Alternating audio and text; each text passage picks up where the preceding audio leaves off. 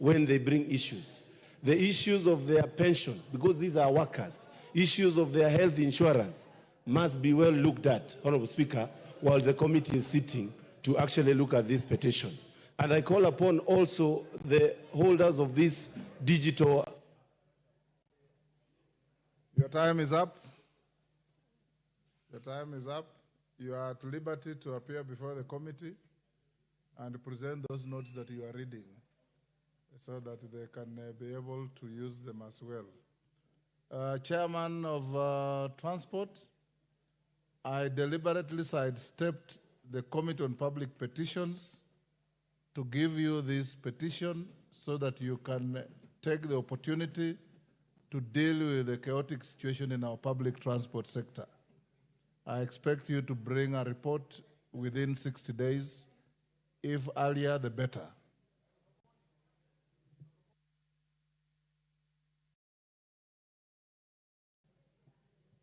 Order number 5, papers. Majority Leader. Thank you very much, Honorable Speaker. Honorable Speaker, I beg to lay the following papers on the table of the House today, Wednesday, September 18th, 2024, in the afternoon sitting. 1. End of term report for financial year 2018-2019, 2019-2020, 2020-2021, 2021-2022, 2022-2023, 2023-2024 from the Salaries and Remunerations Commission. 2. The Ethics and Anti-Corruption Commission's second quarterly report for the year 2024, covering the period from 1st April 2024 to 30th June 2024 from the Office of the Auditor General. 3rd, the 54th Monetary Policy Statement from the National Treasury and Economic Planning. And 4, financial statements for the Pest Control Products Board, PCPB, for the year ended 30th June 2023 from the Ministry of Agriculture and Livestock Development. I thank you, Honorable Speaker. I beg to lay. Vice Chairperson, Departmental Committee on Labor.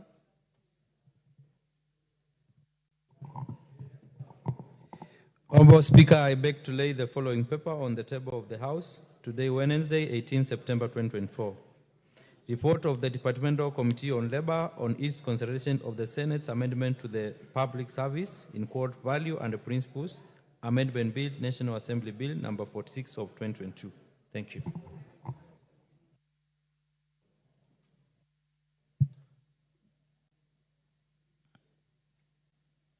You finished? Member of delegation in the Parliamentary Union. Is that what he has done?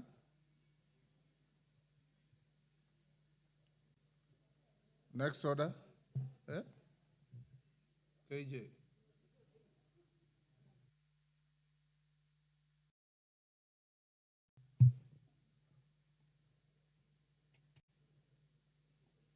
KJ, are you supposed to table anything? You've forgotten.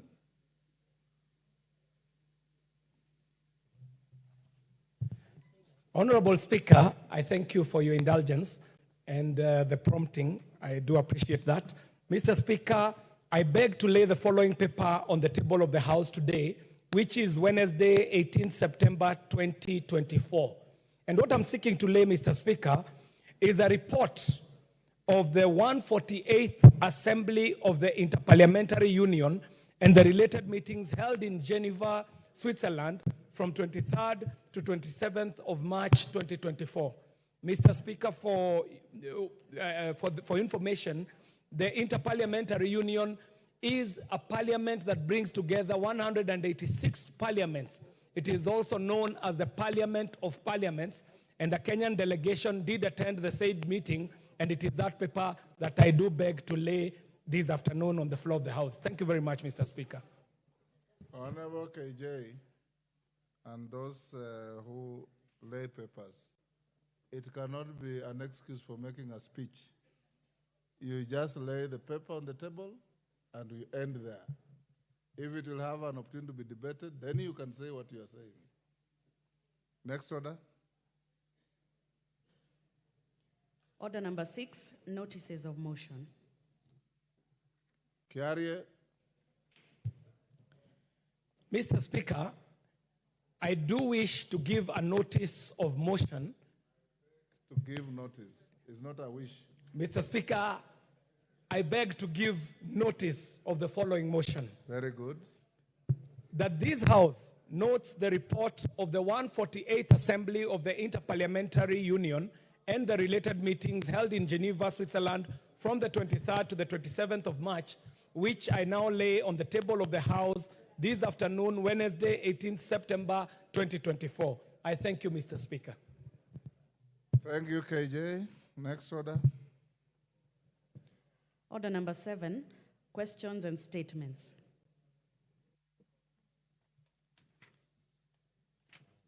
Honorable Geoffrey Ruku.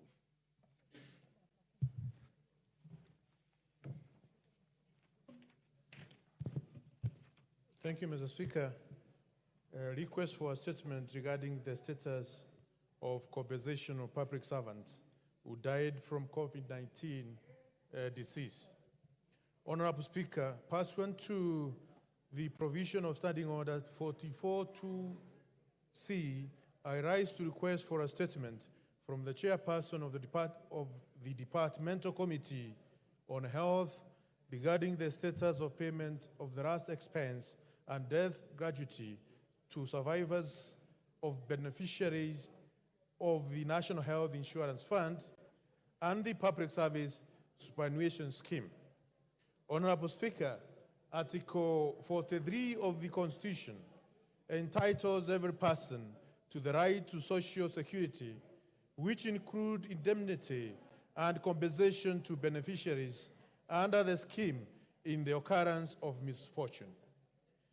It is in furtherance to this constitutional principle that the National Health Insurance Fund and the Public Service Superannuation Scheme offers last expense and death gratuity to survivors of the beneficiaries of the respective scheme. Regrettably, the family of the late Moses Muturi Ndwiga, PF number 20090000918, who succumbed to COVID-19 while serving in Nyeri County as the acting director under the Ministry of Lands, Public Works, Housing, and Urban Development, is yet to receive the last expense and death benefits. This disturbing case is among an estimated 800 beneficiaries under the National Health Last Expense Scheme and 400 entitled to gratuity under the Public Service Superannuation Scheme, particularly those who died between 2019 and 2021, hence deserving urgent intervention. Honorable Speaker, it is against this background that I request the chairperson of the Departmental Committee on Health to place the House on the following. 1, a report on the number of beneficiaries enrolled for the last expense under the National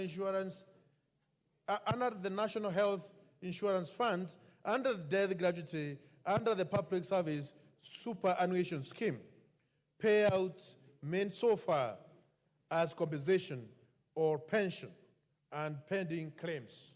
2, reasons why the NHIF and the Public Service Superannuation Scheme have not compensated the families and beneficiaries who died while covered by the two schemes.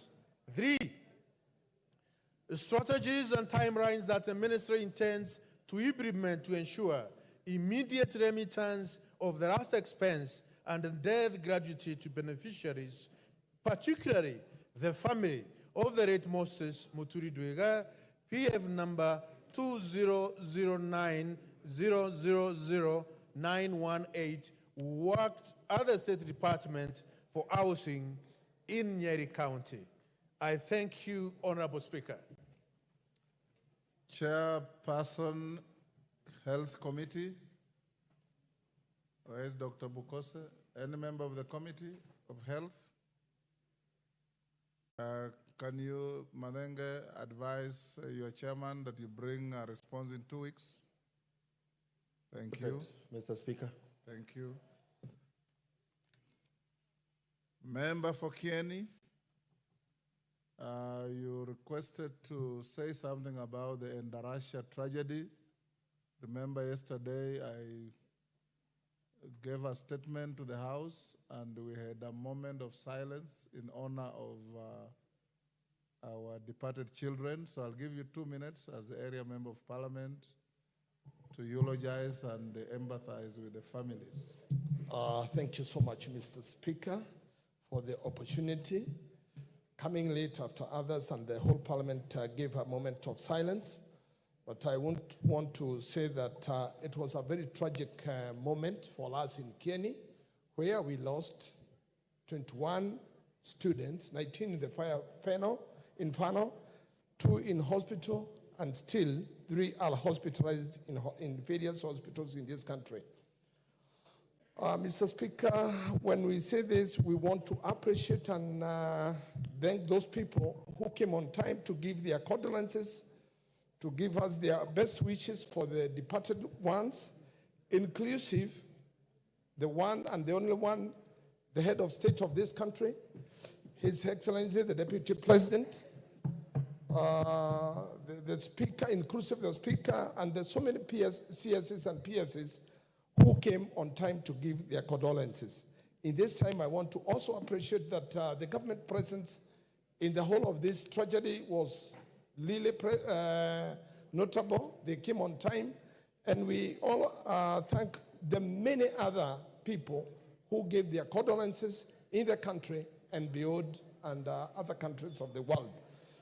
Mr. Speaker, I cannot only talk about the 21 who died in Kieni, forgetting the 6 who lost their lives in Kibwezi.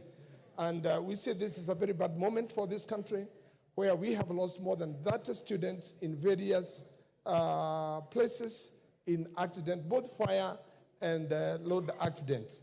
And on this one, Mr. Speaker, I want to thank you for the opportunity and also to tell the community in Endarasha, and particularly the director of Hillside Academy, who have always been giving us the best in education.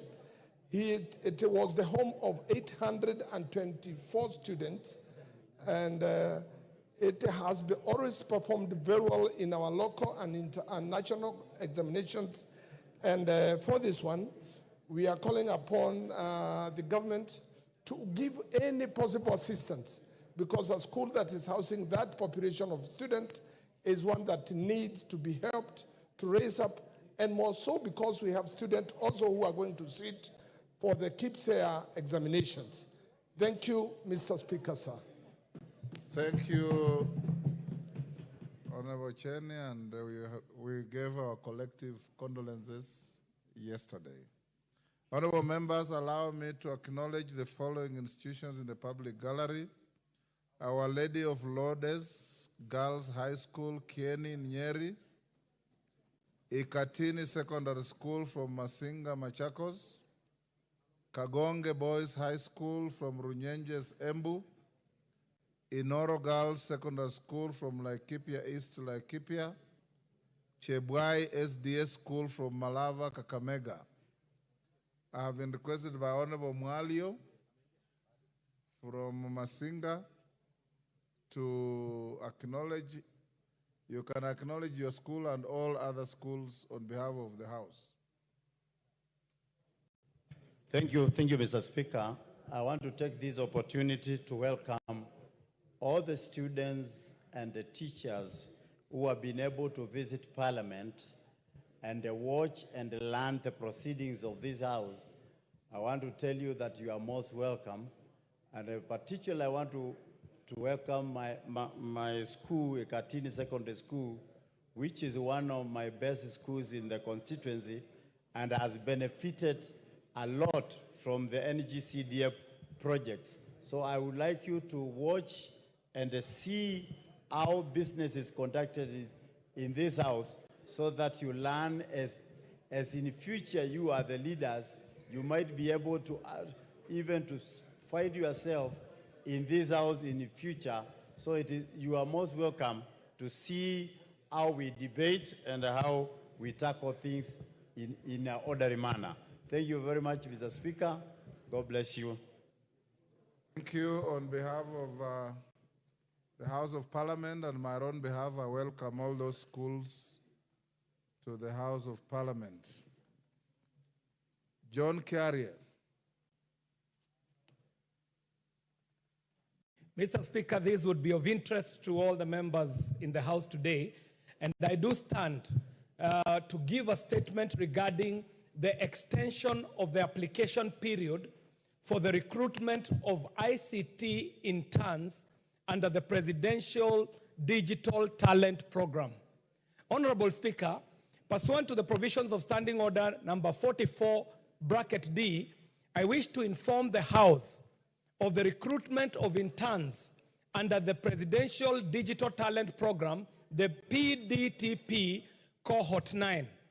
Honorable Speaker, the ICT Authority is in the process of recruiting 400 ICT interns to Cohort 9 of the Presidential Digital Talent Program, the PDTP, under the Ministry of Information, Communication, and the Digital Economy. The Presidential Digital Talent Program was launched in 2015 as a public-private partnership program to actualize the government's commitment to the leverage of ICT to enhance citizen service delivery. The key components of the program are skills development, on-job coaching, mentorship, training, certification, and ICT innovations. Interns recruited to the program undertake a 12-month internship program whose objective is to develop ICT high-end skills in recent graduates, offer a platform for structured training, coaching, mentoring, and promote ICT innovation and solutions development. Finally, Honorable Speaker, the ICT Authority opened the online recruitment portal of Cohort 9 ICT interns on the 27th. And Mr. Speaker, kindly, I can't even hear myself. There's some very high consultation. I'm having members who are consulting. Thank you, Mr. Speaker, for your protection. Honorable Speaker, the ICT Authority opened the online recruitment portal of Cohort 9 ICT interns on the 27th of August 2024 and set to, tomorrow, Thursday 16th September 2024, as the deadline for submission of applications. In appreciation of the need to net as many budding tech-savvy youth as possible from across the constituencies, the committee, our Committee of Communication, Information, and Innovation, approached the ministry to extend the deadline from the initial deadline that was Monday yesterday. And I'm delighted to inform this House that the ministry, through the ICT Authority, acceded to our request and has extended the period for applications to Cohort 9 Presidential Digital Talent Program to Monday, 23rd September 2024. And I therefore urge all members of Parliament to circulate the information to their respective constituents and encourage the qualified candidates to take advantage of the extension period to apply so that they can join this most amazing program of the Presidential Digital Talent Program, PDTP. Mr. Speaker, I thank you, and I signed this on the 16th of September, 2024. I thank you, Mr. Speaker. Thank you, KJ. And next order.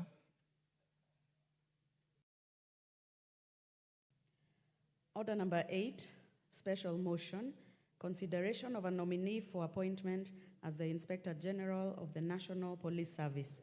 Resumption of debate. Honorable members, I'll give you direction as follows on this motion. I watched and listened to the morning debate. There was not a single dissenting voice. I want to allocate this motion 30 minutes before we call in the Minister for Education. Those I'll give an opportunity to speak will be allocated 2 minutes, and After 25 minutes, I'll call the mover to reply, then we put the question. Is that okay with the House? Right. Kunjuri?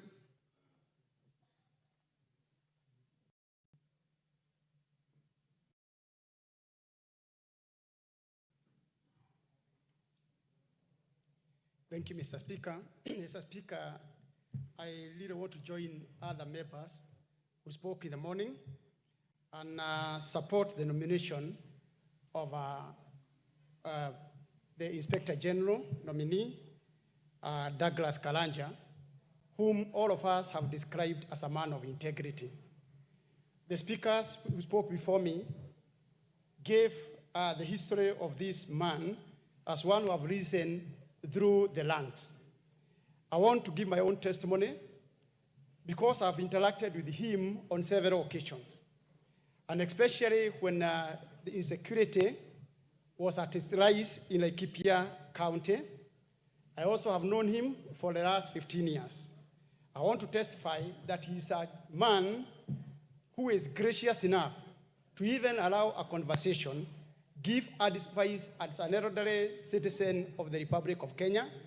He would be able to put aside issues now of being a professional officer and also give advice on how we can secure this country without really raising temperatures, without dividing our people, because I come from a constituency, a county, where it is really cosmopolitan. Mr. Speaker, on the issue of the nominee that we are discussing today, he's known not to be antagonistic. He's not antagonistic, Mr. Speaker. He's a calm, disciplined officer whom, even if he interacts with other officers in all lands, they will tell you that he has a listening ear, which is really one of the attributes of a leader, and it's also essential for a person who is going to take over as the next Inspector General of Police. Mr. Speaker, I would like to encourage other members that for the first time, we have seen all of us coming up unanimously, the same way we came up, discussed the professionalism of the Attorney General, where we are agreeing that it's not where you come from, but being a Kenyan and merit is supposed to be the first thing that we consider. I support, Mr. Speaker. Mburi?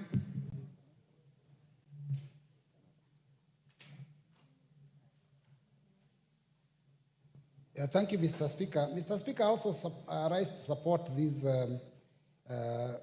committee's report.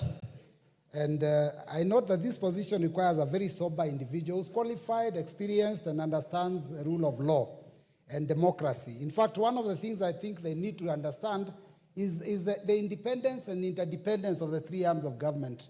The legislature, which makes the laws, the judiciary, which interprets the law, and then the executive, which enforces the laws through the police.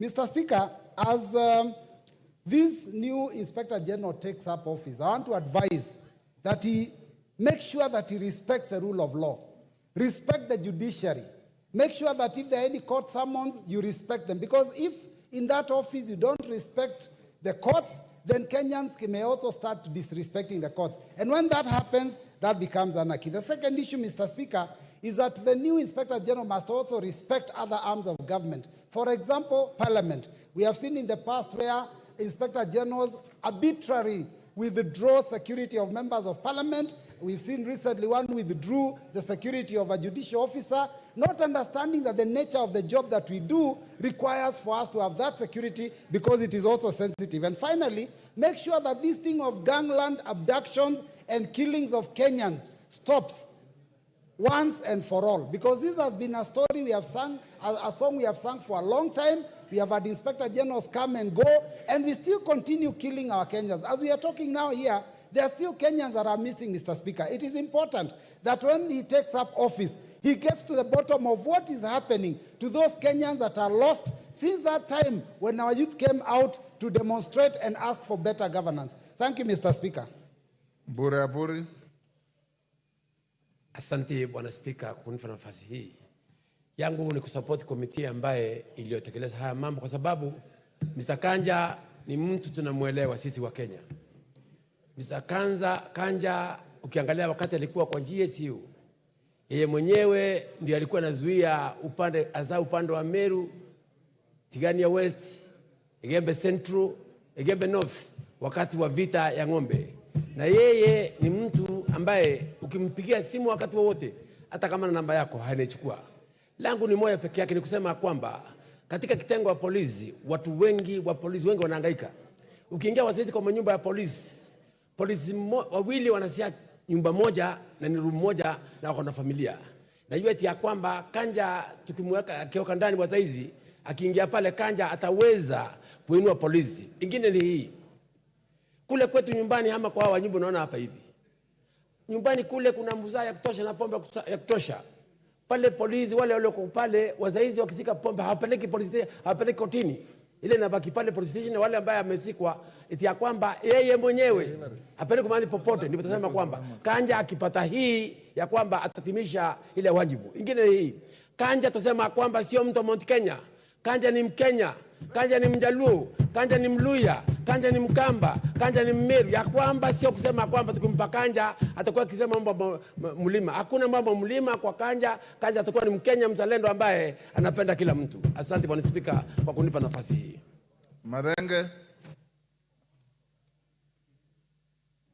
Thank you, Mr. Speaker. I rise to add my voice to the support of Douglas Kanja's appointment as the Inspector General of Police. Douglas Kanja comes as a very, very experienced Kenyan in this position. Mr. Speaker, I want to add my voice to the expectations that Kenyans have on the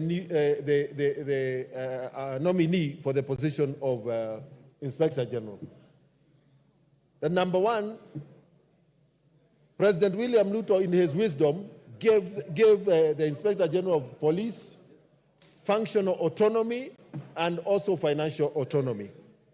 We expect that the welfare of our policemen will be at the forefront of Mr. Kanja's initiatives in reforming the police into a police service.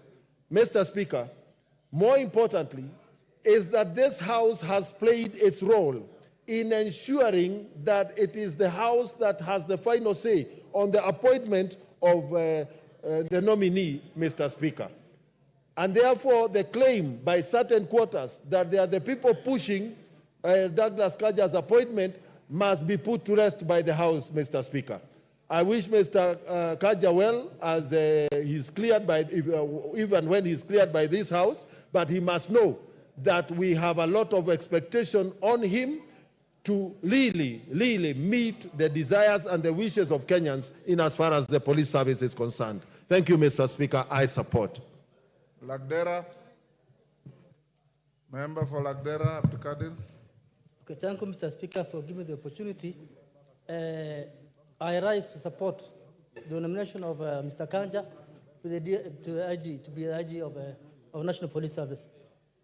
Mr. Speaker, I have interacted with Mr. Kanja several times on security issues in the constituency, and he has been very responsive. This is a gentleman who will call at 10 p.m.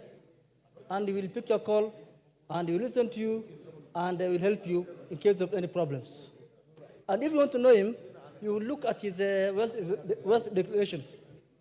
He's a modest man, somebody who has gone through the ranks from police constable to IG, and now what he is declaring, just modest.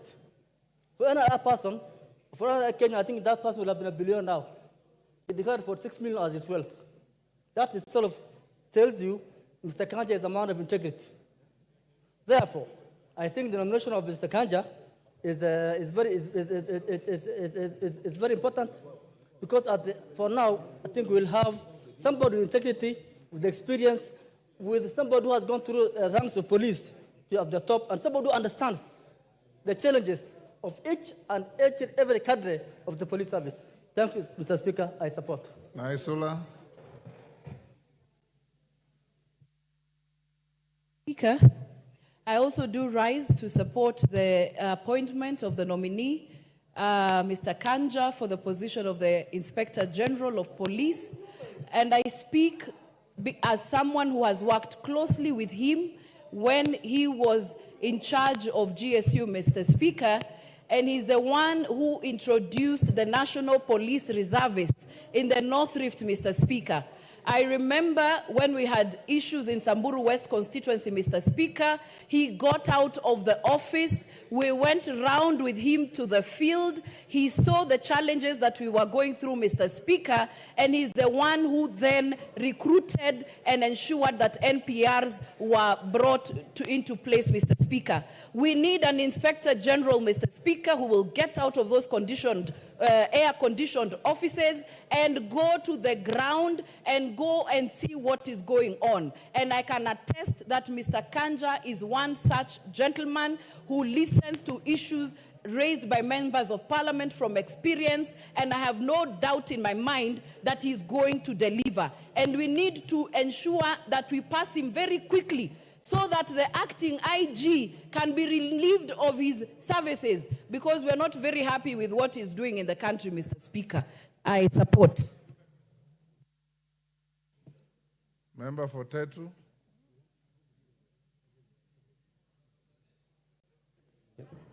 Thank you, Mr. Speaker, for the opportunity.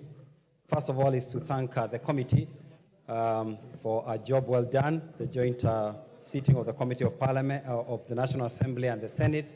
Mr. Speaker, I also rise to support the appointment of Douglas Kanja as the Inspector General of Police, and to say that Mr. Kanja is a seasoned professional who has grown through the ranks.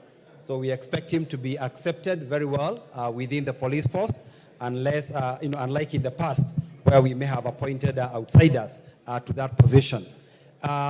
Mr. Kanja, I know him very well, and he's a man with very good temperament, and who will become a very good unifying factor, within the police force, or within the police service. Mr. Speaker, the job of the IG is a tough job, and I hope that he can be able to see through the police reforms that we have been talking about for a very long time. We have a lot of work in fighting corruption within the police force, improving the welfare of officers, ensuring a fair promotion policy, stopping any extrajudicial actions by police officers. It's a tough job, Mr. Speaker, and we wish him well, and he has our full support if approved by this House. Thank you. Karole Omondi, are you keyed in for this? If you spoke in the morning, then get yourself off the radar. Yes, get yourself off the radar. Honorable Sane.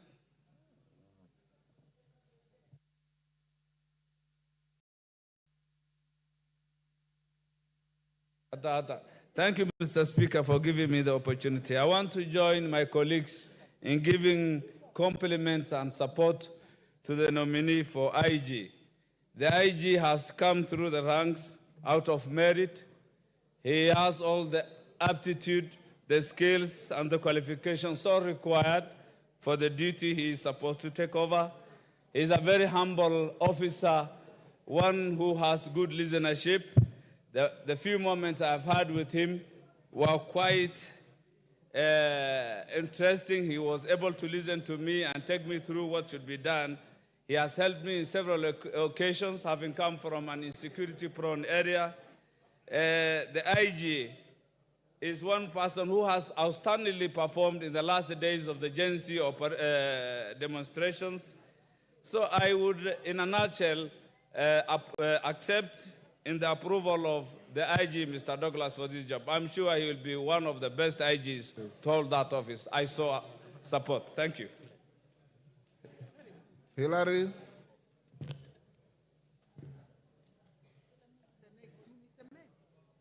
Okay.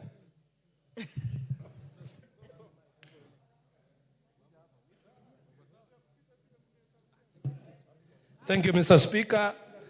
I join all the members who have spoken before me to support the report, the joint report of the Senate and the National Assembly under the able leadership of our chair, the Honorable Gabriel Tongoyo.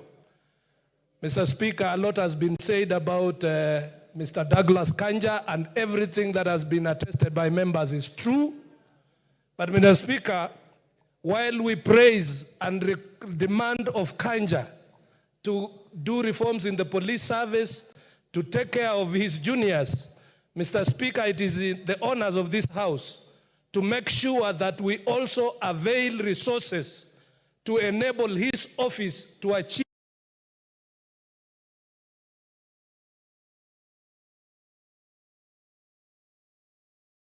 a budget of over 115 billion and 85% of that budget going to personnel and emoluments, Mr. Speaker, and leaving 15% only for operations, the police will not achieve any meaningful thing, Mr. Speaker. And I'm calling on this House, when the new IG brings requests to improve performance in the National Police Service, let us generously add resources to him so that as we demand services, we also facilitate services by allocating resources, Mr. Speaker. I support.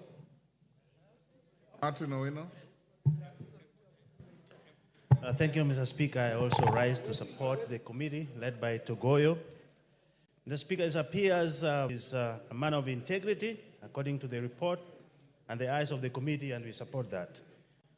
There are only two things, Mr. Speaker, that I would like the gentleman to look into when he takes the office. Number one, the idea of restoring the image of the police service so that they can gain trust from the public and allow people to present information so that crime can be detected early and managed.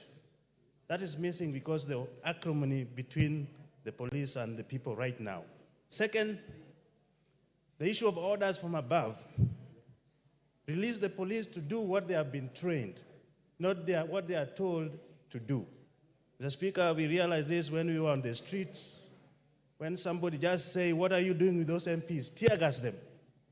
Very wrong. Lastly, the issue of transferring police force to police service is just a statement. We would like this gentleman to transfer this from that status to community policing service. If that is done, people will restore the confidence which they have lost in the police force, so to say. Thank you, Mr. Speaker. Thank you, Mutunga. Thank you, Honourable Speaker, for the opportunity to also add my voice to this. Honourable Speaker, I commend the committee for a good job done in the inquiry and proposals they have made. So I urge this House to consider approving the appointment of Mr. Kanja as the IG of Kenya. Honourable Speaker, Mr. Kanja has what it takes. He has long-standing experience. He has requisite education that is needed. He has the professional capacity to do the work. He is also marked levels of maturity. We need a mature person in the police force, and he is a man of God. Honourable Speaker, I attended Mr. Kanja's... Honourable Angela, what's your point of order?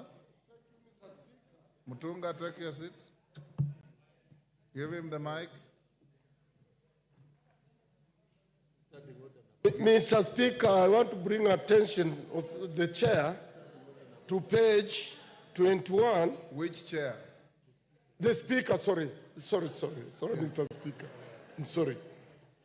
On page 21, number 45, about the nominee's background. I'm seeing, Mr. Speaker, Angela, what is our nominee, sorry? Are you debating or you have a point I'm not debating, I'm bringing to your attention to make a ruling, Mr. Speaker, whether we are properly debating the right person to be appointed as IG. Because this person was born on 22nd September 1963. And 1963, this is 2024 September, he's already 61. All government officers retire at the age of 60. So are we going to appoint somebody who is not even in the system, who has already retired? Is it in order for the House to debate something that is out, somebody who has already retired? Mutunga, go on. Honorable Speaker, Mr. Kanja is being appointed on contraction basis, and I think the member is out of order. Honorable Speaker, I need to draw caution, Honorable Speaker, that this... Honorable Speaker, that is my opinion, and I'm entitled to an opinion. Honorable Speaker, I believe I'm on the floor, and I'm entitled to an opinion. I have not ruled, I've said in my opinion. Honorable Wanjala, take your seat. You've made your point. Take your seat. Honorable Speaker, I would like to just draw caution to Mr. Kanja. Honorable Speaker, Kenyan police is not one of the most respected. I know, Honorable Speaker, all of us have traveled in this house. And whenever you go to an airport and you're not sure of what to do or where to go, the first people you respect and expect to give you genuine guidance are the police. And that is why we're asking Mr. Kanja to bring the Kenyan police to that particular level of respect. Honorable Speaker, I would also ask that we refrain from aligning our police force. Honorable Speaker, our policemen are also Kenyans and workers in this particular country, and we need to support them to do their job. Honorable Speaker, I would also like Honorable Kanja to train the police to be credible in whatever they do so that they can be respected people. I would like to, Honorable Speaker, to appeal to this House to consider Honorable Kanja for the appointment. I thank you. Honorable Wanjala. Honorable Wanjala, intellectual honesty requires that when you quote something, you quote it fully, not selectively. If you read that whole paragraph, you'll have found that the answer you are looking for lies there.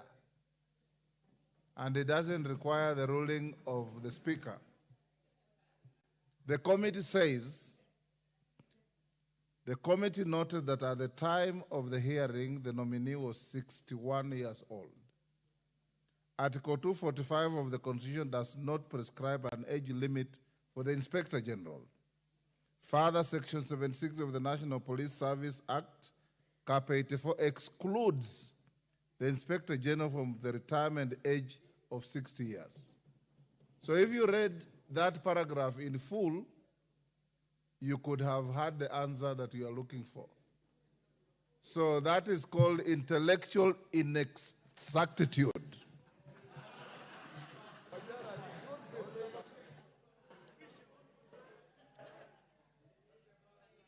I'll give to McClap. Thank you, Mr. Speaker. I think the problem of my good brother is Wanjala is not always available on time because this matter was debated in the morning and concluded. Don't debate Wanjala, debate the motion. Thank you, Mr. Speaker. Thank you, Mr. Speaker. Number one is that the committee chaired by Honorable Tongoyo did a very good job in a very systematic and summarized manner for everyone to be able to debate on this matter. So I want to congratulate the committee for doing a good job. Secondly, Mr. Speaker, you know I come from a region, the North Rift, where banditry has been a problem. When I came to Parliament, Mr. Speaker, I asked whom do I go and see in the police force, in the police service, who can assist my people. Mr. Speaker, I was told of one Douglas Kanja. And when reaching his office, Mr. Speaker, I got a first-class treatment that I have never been given a treatment like that by police. The treatment was, this gentleman walked out to his office to come and meet me and took me inside. That is a very humble police person in the country, Mr. Speaker. Number two, the fact that President Kibaki saw an opportunity, equality in him. He gave him OGW. When Uhuru Kenyatta gave him another presidential honor, and William Ruto gave another presidential honor. So, Speaker, that tells you this is a man that the country can rely on security matters. Mr. Speaker, as I end, what awaits Kanja is digitization of the police services in the country so that to reduce the issues of corruption. Two, protect the NBRs in the country so that they are protected just like the other police. Three, let him go in record as the IG in Kenya. As Tongoyo, you can now reply. The time I allocated is over. Yes, Wanjala, what is it again? You look restless.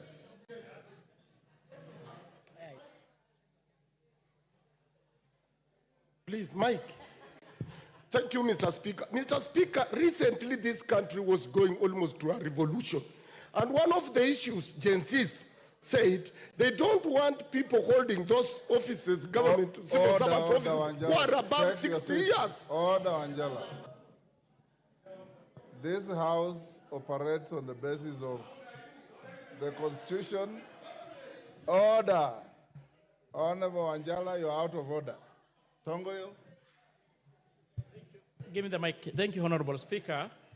And before I reply, I have got only about one or two things to add.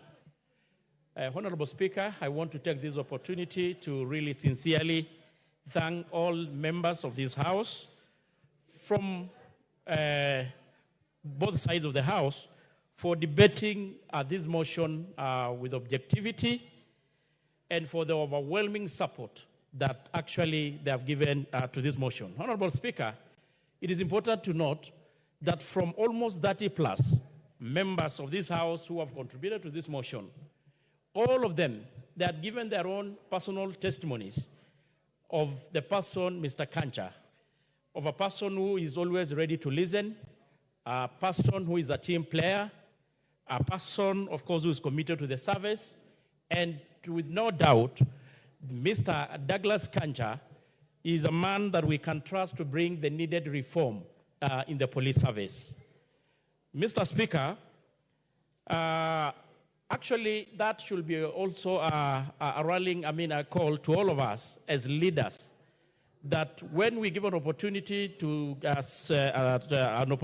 serve, we should always do it diligently with a lot of zeal. So when a time comes for scrutiny, there will be too much good to be said about us and the accolades to be said of what we have done during our time of serving the country. Mr. Speaker, two critical things that came up. One, you have actually managed to address, I don't want to say it, on the issue of the age. Of course, it was raised earlier by our very senior member there, and of course by Wanjala. I don't want to repeat it, you have said it very well. Mr. Speaker, there is the issue, of course, which was raised by Otende on the issue of temporary absence of the Inspector General. And the Section 16, Cap 80 is also very clear that the President, on recommendation of the Commission, may appoint one of the Deputy Inspector General to act as the Inspector General for the period not exceeding 3 months. So I think that confirmed that the position of the acting IG is in order. With this, Mr. Speaker, I want to call this House to approve the appointment of one Mr. Kanja for this position, and I reply, Mr. Speaker. Thank you so much. Order, honorable members.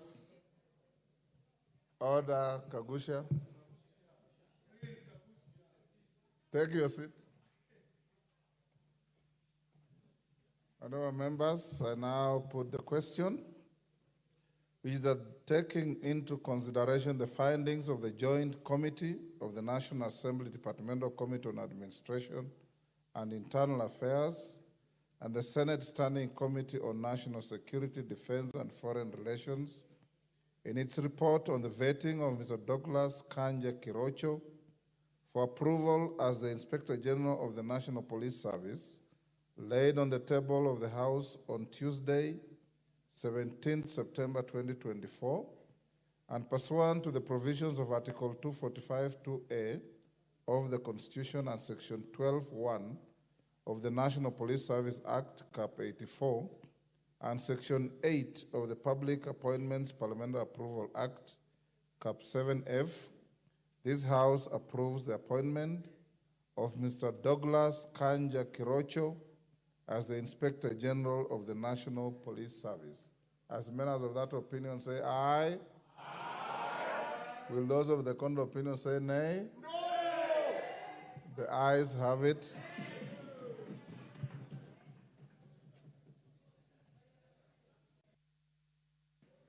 Honorable members, we'll go back to order number 7, where today we have the Minister for Education in the House, Mr. Ogamba. So CS, it's now your opportunity to respond to issues that you must be fully familiar with. This House held a Kamkunji on Tuesday, 20th August 2024, and matters that arose from there required and necessitated the House to invite you to come and speak to the issues as listed out on the order paper which you are familiar with. I now give you the opportunity. Thereafter, members will have an opportunity to ask you questions, both on the statement you are going to give and any other matters within your jurisdiction in the Ministry of Education. You may take the floor.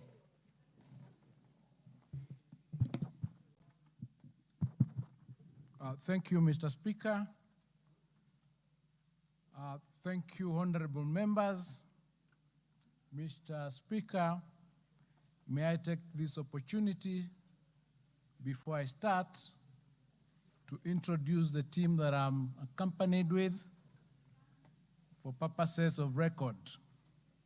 I'm accompanied by the PS TVET in the Ministry of Education, Dr. Esther Moria, the PS Basic Education, Dr. Belio Kipsang, the PS Higher Education, Madam Beatrice Inyangala. I'm also accompanied by Professor Daniel Mugendi, the chair of all VCs, the vice chancellors of the universities in Kenya, public universities, and the CEO of the University Fund, Geoffrey Monari, together with my technical advisor, Joshua Wabwire. Mr. Speaker, may I take this opportunity to first and foremost thank you for giving me the opportunity to speak in this August House, specifically about the student-centered funding model, which is new in this country, and any other issues that relate to that model and in the education sector. Mr. Speaker, I also thank you for the Kamkunji you hosted on the 20th of August 2024, together with other honorable members that arose out of the concerns surrounding the new funding model. Mr. Speaker, we benefited from you and from the members' concerns and perspectives, and we have since taken action towards the proper rolling out of the model in a seamless and sensitive to the stakeholders' concerns. I thank you, Mr. Speaker, for favoring us with a copy of the answered, which indicated or stipulated the issues that were of concern. Mr. Speaker, I wish to indicate that a day after the Kamkunji on the 21st of August 2024, we did implement your directive and requested all the vice chancellors in the country, in the public universities, to admit all the university students who had applied and admitted to those universities without paying their household contribution, as we sorted out the issues that were surrounding the funding model. Mr. Speaker, a total of 124,364 students out of the 538 students that were placed have since reported to their respective universities. Mr. Speaker, I'm happy to note that the number of students who have since paid their household contribution out of the 124 plus students are 75,000, which is almost above 60%. Mr. Speaker, the first question that we need to address, or we are requested to respond to, relates to us expounding on the application of the funding model for public universities and TVETs, including the criteria for ensuring that the analysis and categorization of beneficiaries into the 5 bands does not disadvantage the very needy students that it is supposed to support. Mr. Speaker, and as honorable members are aware, the student-centered funding model was launched by His Excellency, the President, in May 2023. It was first applied in the 2023-2024 academic year, and it is now in its second year of implementation. Mr. Speaker, the model was introduced on the recommendation of the Presidential Working Party on education reform that was set up and that concluded its report last year. The model is designed, Mr. Speaker, to provide funding to students based on their level of need. This was targeted at achieving equity and inclusivity to enhance access to higher education, regardless of one's socioeconomic background. Mr. Speaker, once a student is placed to a university by the Kenya University Central Placement Service, they lodge an application for funding through the Higher Education Portal.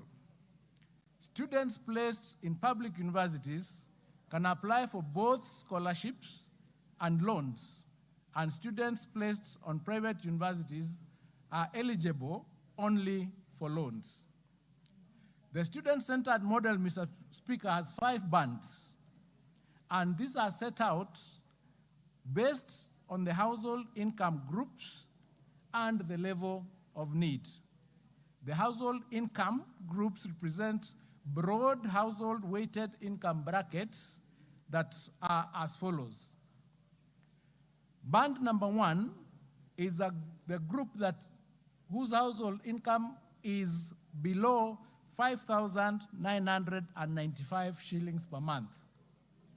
Band number 2 falls on households whose income per month is between 5,995 and 70,000 shillings. Band number 23,000, the second band 2, is between 5,995 to 23,670. Band 3 is from 23,671 to 70,000. Band 4, 70,001 to 119,999. And Band 5, households whose income is above 120,000. Mr. Speaker, based on the 5 bands, there is also affirmative action that is considered during the banding. Now, under table number 1 that I have here and to which I forwarded a letter to you, scholarship university bands on table number 1, band 1, the amount of scholarship is 70%, the loan is 25%, and the household contribution is 5%. So I'll just, so that I save time, I'll just read the household contribution for band number 1, 2, 3, 4, and 5. Band number 1 contributes 5%, band number 2 contributes 10%, band number 3 contributes 20%, band number 4 contributes 30%, and band number 5 contributes 40%. The rest is contributed by the government. On the scholarships, band number 1 gets 70%, Band number 2 gets 60% for TVETs. Band number 3 gets 50%. Band number 4 gets 40%. And band number 5 gets 50%. To determine, Mr. Speaker, the student's level of need, in order to give the categorization, there was use of a product called the means testing instrument. Now, the means testing instrument was designed to utilize data provided by students to determine their level of need.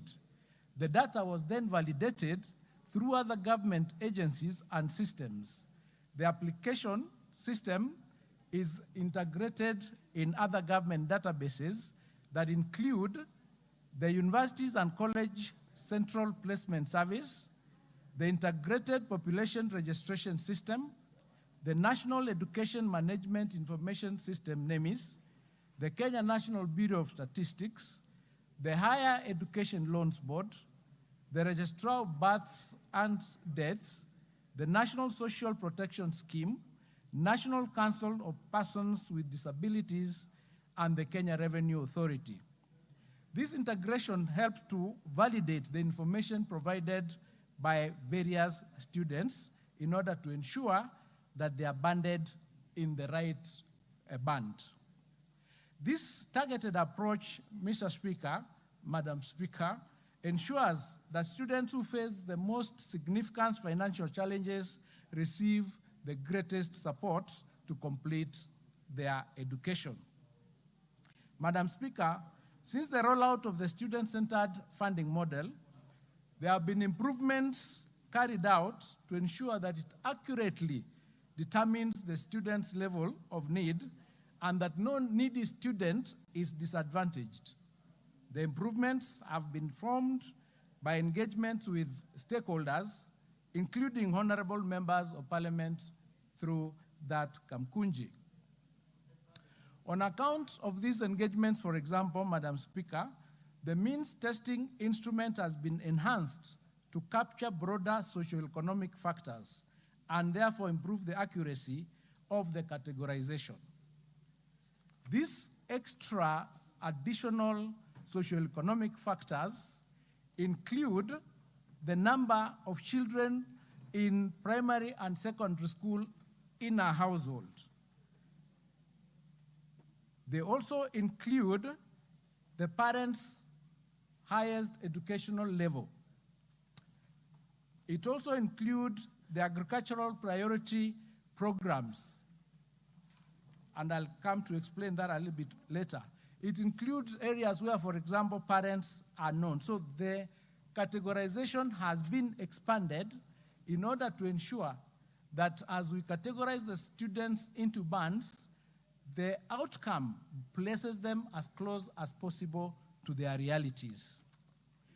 These improvements, Mr. Speaker, have seen a change in categorization across the various bands, even as students also have been sensitized to provide more accurate information that are detailed.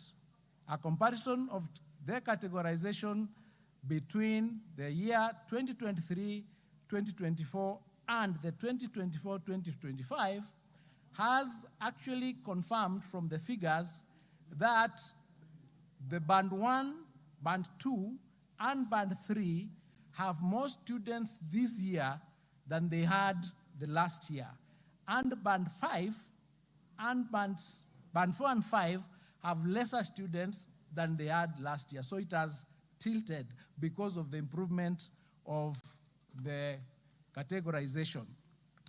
The other mechanisms that have also been placed in place ensure that the very needy students are not disadvantaged is the appeals mechanism. We came up with an appeals mechanism that allows students to get into the appeals portal, and if their circumstances have changed, they would put in the new information and they would then be recategorized. This is because we acknowledge that financial circumstances of students and parents do change, and therefore, once they change, the student banding also changes. For example, if a parent has lost a job, the student would go into the portal and indicate that although my mother was working last year, they are not working this year, and I do not have the income we had last year, so it has shifted, and therefore their circumstances have changed. We have also noted and acknowledged that internet access and connectivity has various disadvantages to various students, and students who come from poor backgrounds may not have access to the internet. To cure this, we have set up desks in each and every university from the university funding team so that the students can be assisted to put in their data in the universities where they've been admitted to, so that they are not disadvantaged. Mr. Speaker, the second question requires us to set measures that were put in place to simplify the model and enlighten the general public about it. As you rightly noted during the Kamkunji, the public was not well informed about the student-centered funding model, and we agreed with you that we need to put more energy in communication to the public. In this regard, Mr. Speaker, we've taken a number of measures, and firstly, we've noted the salient concern that has been raised by stakeholders, especially the students themselves, on their involvement in decision-making around the funding model. In this regard, His Excellency the President has constituted the National Working Committee on Review of the new University Education Funding Model to refine the funding model in order to optimize its functioning. The Gazette notice has been released and it is attached, and this is part of the broader effort to ensure that stakeholders understand the model and they contribute to enhancing it. The other measures that we've taken, Mr. Speaker, include public sensitization. We've rolled out a number of public sensitization campaigns across the country through the radio, the print media, public forums, etc., etc. We have also gone into digital resource for easy access, where, as a ministry, we have invested in digital resources to simplify access through the funding model that is in the portal. We have also done stakeholder engagement and collaboration. We've rolled out YouTube demonstrations and social media campaigns where demonstrations are given step by step on how to apply for scholarships and to apply for loans under this funding model. We've also done social media campaigns through Facebook, Twitter, and Instagram, including short video clips showing answers to the frequently asked questions. Mr. Speaker, we have also included simplification application process through automation, where we've stipulated the various steps on how an applicant can check their eligibility and submit their documents online. We have also created, Mr. Speaker, helplines where we have continuous feedback so that we can respond to them. They are on 24/7 basis so that we can be able to respond to the challenges or the questions and concerns that the students have. We have done regional outreach, both on sites and off sites, through Huduma centers and other support systems. We've done timely updates and transparent disbursements of the amounts that are due to the students. And Mr. Speaker, we will continue to engage the public and continue discussing with them and informing them how this model works so that the public are informed. Mr. Speaker, the third question requires us to provide the approximate cost of education of an individual from the basic education level to the tertiary level. Mr. Speaker, the cost of an individual student from basic to tertiary levels depends on a number of variables, such as whether the learner has special needs, the type of schools attended, whether it's a day school or a boarding school, the gender, and the type of tertiary education received. That's whether it is through TVET or university. The current rates, Mr. Speaker, for capitation are as follows. For primary, we have 1,420 per learner per year.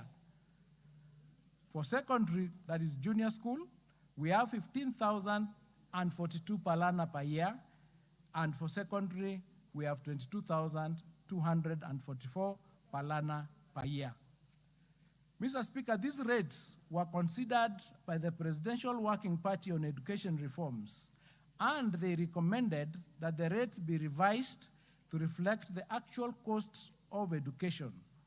Therefore, the figures provided above are the ones, the figures that I'm going to read below are the ones that were recommended by the Working Party. For pre-primary, it was recommended that the figure be enhanced to 5,384 per year for lunch and 1,170 per year for tuition. That brings the cost per year to about 18,828 for PP1 and PP2. But if the learner has special needs, the figure increases to 19,636. For primary school, the figure that has been recommended is 2,238 per year for tuition and 5,384 for lunch. The total cost, therefore, per learner in a regular day primary school for 6 years is 45,732. In boarding schools, the cost increases because of the cost of dinner, that is 5,594, resulting in 79,296 shillings per year. If the learner has special needs, this figure increases, and the total is 101.40 shillings for the entire primary school period. For junior school, the annual cost of tuition in regular school is estimated at 15,043 per learner. The cost for lunch is 5,384. This totals 61,281 for the 3 years in a regular day junior school. If the learner has special needs, you add 10,000, it goes up by 10,000, and therefore goes to 91,281 per year. In secondary schools, there is a table that I have, and Mr. Speaker, allow me to just indicate that we have a different figure for female students and male students, because the female students in the kit that they get is slightly higher than the male students. So for female students in National Extra County School, the figure is 481,915 for the 4 years. But if you have special needs, the figure is 621,915. For males, the figure works out to 472,232. But if you have special need, it becomes 612,232. If you're in boarding school for females, the figure is 429,839. But if you have special needs, it is 569,839. And male in boarding schools, the figure is 420,156. And if you have special needs, it is 560,156. At this point, Mr. Speaker, let me note that 70% of our students are in day schools, with boarding secondary schools accounting for only 30% of the student population. For learners with special needs, Mr. Speaker, the capitation is enhanced by 35,000 per learner per year, with a total capitation of 230,108 per learner over the 4 years. For learners in day secondary schools, the approximate cost per learner per year is 22,527 for tuition, 11,000 for lunch, and this totals to 134,108. The 11,000 for lunch in these schools, however, is a special arrangement between the schools and the parents, and it's not a capitation. For tertiary education, Mr. Speaker, the average cost of education and training in technical and vocational education and training institutions is 125,789 per annum, comprising tuition of 67,189 and assessment of 15,000, upkeep of 18,600, and administration costs of 25,000. In universities, the annual programs cost range from 122,400 for arts programs to 612,000 per year for programs in medicine. The average upkeep costs per year for students in the university is 60,000 per student. Mr. Speaker, the figures for secondary school that we have indicated are between the fees for day secondary schools, to the lowest, that's the lowest figure, and national extra secondary schools have the highest figures. So, Mr. Speaker, the figures for universities and TVET are inclusive of upkeep and subsistence costs. The most expensive program is Bachelor of Medicine and Surgery, actually Bachelor of Medicine and Dental Surgery, which is 612,000. And the least expensive program is Bachelor of Arts at 122,400. Mr. Speaker, the fourth question requires us to state the amounts that goes towards education bursaries and scholarships every year. I wish to clarify, Mr. Speaker, that the government is required to provide capitation to public basic education institutions every year at the approved rate of 1,420 per learner per year in primary schools, 15,042 per learner per year in junior school, and 22,244 per learner per year in secondary school.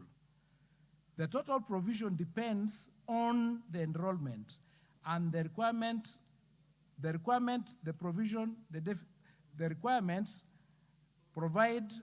have been provided has a deficit over the last 3 financial years, and I have a table there to show, for instance, in the financial year 2022 to 2023, the requirement was 11,815 million. But what was budgeted was 11,800